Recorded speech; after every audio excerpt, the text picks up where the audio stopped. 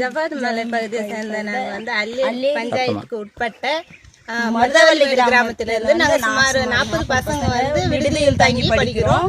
நாங்க வந்து போறதுக்கு வரதுக்கு ரொம்ப சிரமமாக உள்ளது. சாலை வசதி எங்களுக்கு கிடையாது.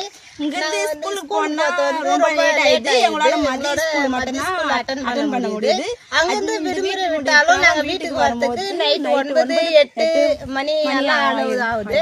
அதனால எங்களுக்கு ரோடு வசதி கொஞ்சம் போக்குவரத்து போற மாதிரி கொஞ்சம் ரெடி பண்ணி கொடுத்தா நல்லா இருக்கும்.